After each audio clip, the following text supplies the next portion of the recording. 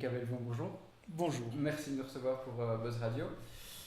Je viens vers vous pour Chez nous Hmm. et je me pose une grosse question par rapport à Chez nous que je relis à La raison du plus faible, à 38 témoins, pardon. Dans vos films, vous mettez toujours au centre l'humain et il y a une certaine froideur. On sent un humain meurtri à chaque fois. Est-ce qu'il y a un fil conducteur entre tous ces films? Oui, même s'il est probablement inconscient, enfin ça tient à mes centres d'intérêt, à ma façon de regarder les gens, de regarder le monde qui m'entoure. Et ce qui m'intéresse c'est d'abord les gens, mais aussi la société dans laquelle ils vivent, Mhm. que ce soit la géographie, par exemple dans La raison du plus faible, la ville de Liège était importante. Mhm. Dans 38 témoins, il y avait la ville du Havre. Ici, c'est le bassin minier pour chez nous. Et je pense que l'environnement a un impact sur les gens. Et souvent, l'environnement, c'est les gens qui l'ont fabriqué, enfin les humains qui l'ont modelé. Et avec la société, c'est la même chose. C'est-à-dire qu'on est impacté, comme on dit, par la société dans laquelle on vit, intimement. Et c'est ça qui m'intéresse, c'est ce point comment dire, de connexion entre le monde et l'individu. Mhm. Et donc que ça soit mais même dans Rapt, c'est l'impact de la société sur des événements et sur des individus. Et ce qui est marquant dans Chez nous, c'est qu'on a vraiment l'impression qu'en fait, quoi qu'il se passe, rien ne change avec le plan du début et le plan à la fin que j'ai trouvé génial. C'est pas que quoi qu'il se passe, rien ne change, c'est que l'histoire ne s'arrête Ouais. pas. Ça s'arrête pas. C'était plus ça. Ok. C'est que je laisse les personnages avec leur histoire qui va se continuer Mhm. et qui va être, oui, modifiée quand même parce qu'ils Ouais. viennent de vivre.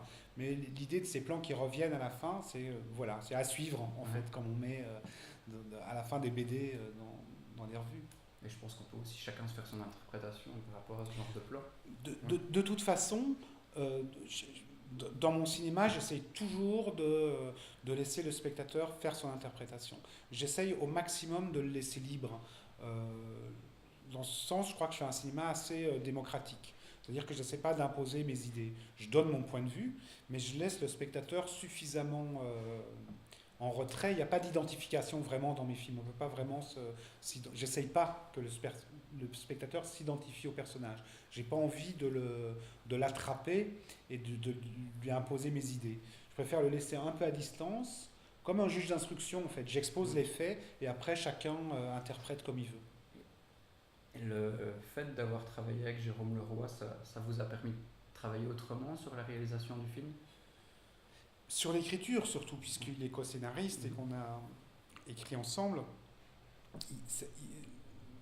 le travail avec Jérôme m'a permis d'être juste, d'être vrai, de ne pas raconter, de ne pas plaquer mes fantasmes sur cette histoire-là. Jérôme, il vit là-bas, il a longtemps été professeur en zone d'éducation prioritaire, comme on dit, donc dans les quartiers difficiles. Il est militant politique, il fait du porte-à-porte, du tractage sur les marchés, des choses comme ça. Donc il connaît très très bien sa région, d'une part, la population qui y vit, et il est aussi spécialiste de l'extrême droite, parce qu'il a écrit un livre qui s'appelle Le Bloc, qui m'avait beaucoup impressionné, et il avait beaucoup travaillé sur l'extrême droite. Donc c'était important d'avoir une espèce de conseiller technique pratiquement pour ces questions-là.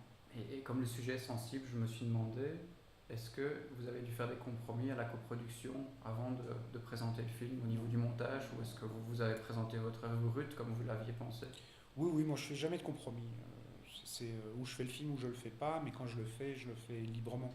Après, il y a toujours les discussions avec les producteurs, mais qui est le travail normal entre un producteur et un réalisateur, parce que je n'ai pas la science infuse, je n'ai pas toujours raison.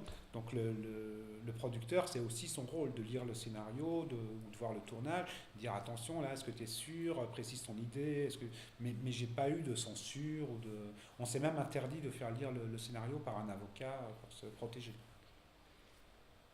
Moi, je reste assez admiratif par rapport au discours que vous avez eu au Magritte sur André Dusselier. Et vous venez de réaliser un film avec un grand monsieur, c'est comme ça qu'on l'appelle. Est-ce que c'est délicat de mettre en scène une personne comme André Dusselier, aussi humble qu'il puisse paraître? Je me suis posé la question. Non, parce que comment dire, c'est un peu prétentieux de dire ça, mais j'ai aussi ma légitimité. C'est mon deuxième film, mon 10e film, plus des téléfilms. J'ai travaillé avec d'autres grands acteurs.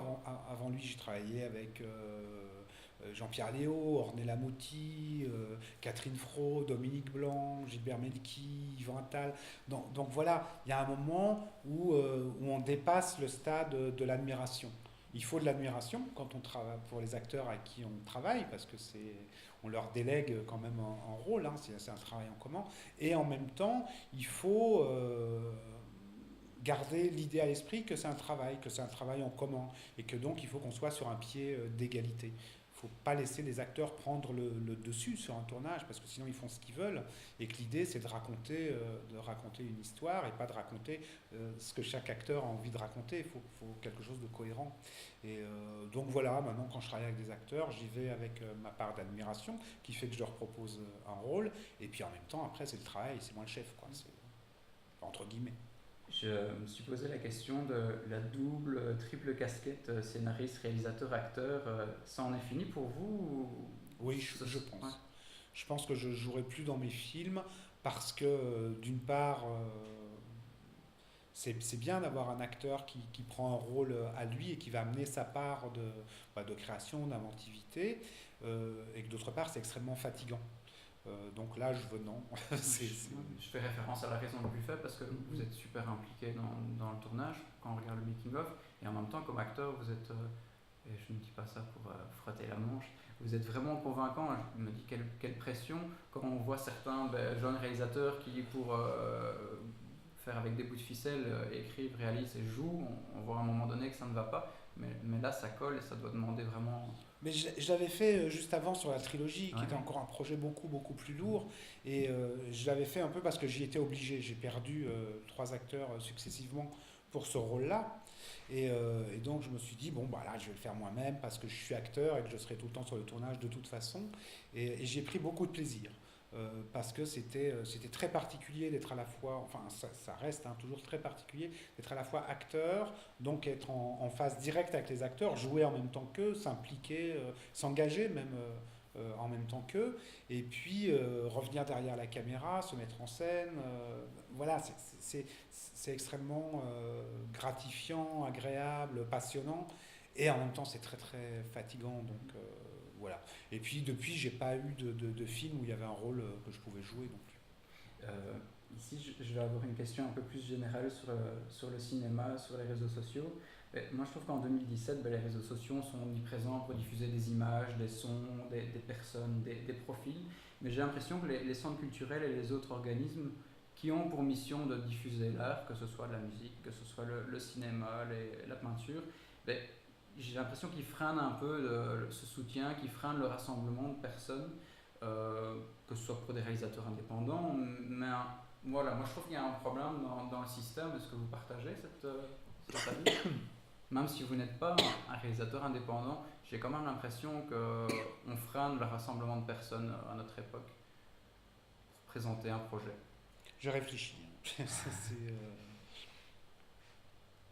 Est-ce que c'est un problème de structure ou est-ce que c'est un problème de public déjà? Est-ce que probablement les gens sortent moins facilement? Peut-être qu'ils sont moins curieux. On se rend compte par exemple que sur Internet, qui est quand même une possibilité de s'ouvrir sur le monde, d'avoir accès à 1000 choses auxquelles on n'aurait pas accès et d'y avoir accès très facilement, resserre les gens sur des sites où ils sont confortés dans leurs idées.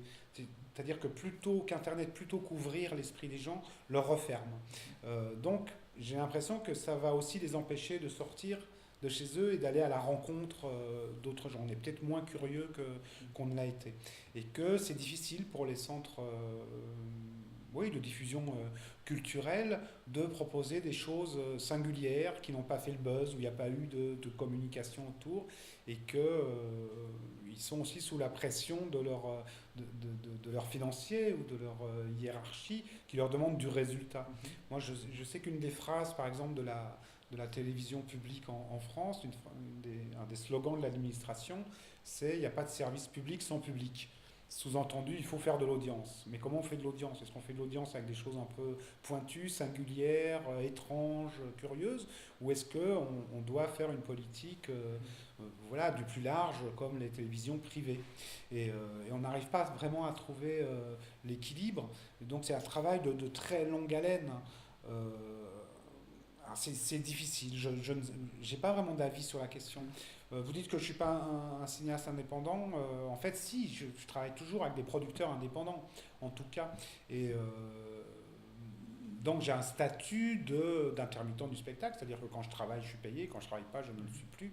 Et à chaque fois, je dois retrouver un producteur, soit le même, retravailler avec le même, soit en trouver un nouveau, mais je ne suis pas, voilà, je suis pas intégré à une structure qui me payerait à l'année pour travailler. Donc dans ce sens-là, je reste assez indépendant. Je ne suis pas autoproduit, je ne suis pas producteur de mes films, ça c'est vrai, je ne l'ai jamais été, même mes premiers films. Donc, oui, sur mes premiers films, j'étais produit par un producteur, mais ensuite j'ai distribué le film moi-même, parce qu'on n'avait pas trouvé de distributeur, et le producteur avait déposé le bilan, et on a recréé une structure pour être distributeur du film nous-mêmes.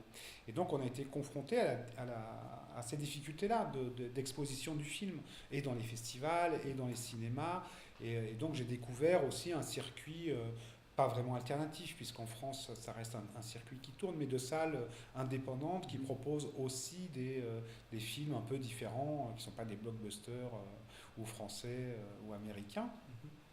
Et donc, j'ai pu prendre la mesure de la difficulté aussi pour eux de montrer des films qui n'avaient pas une exposition médiatique énorme. Et ça, c'était il y a 25 ans. Et déjà, c'était difficile. Et donc, ouais, faut se battre. Il faut se battre tout le temps. Il faut aussi se remettre en question soi. Parfois, essayer de trouver une façon un peu aimable de faire les films. Enfin, trouver. Moi, j'ai beaucoup pensé au cinéma américain que j'aime, celui des années 40-50, qui a été le cinéma qui a été industriellement le plus contraint. C'est-à-dire que la pression des studios pour faire de l'audience, de l'argent, etc., parce que c'est un cinéma 100% privé, il n'y a pas aucune aide. La Warner à l'époque, ou la Fox, c'était des systèmes très très durs, enfin ultra libéraux.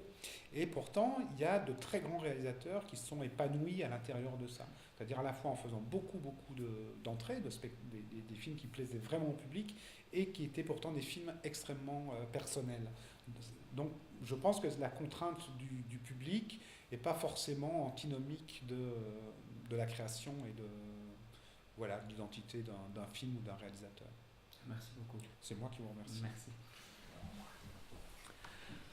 Je suis curieux de voir vos films.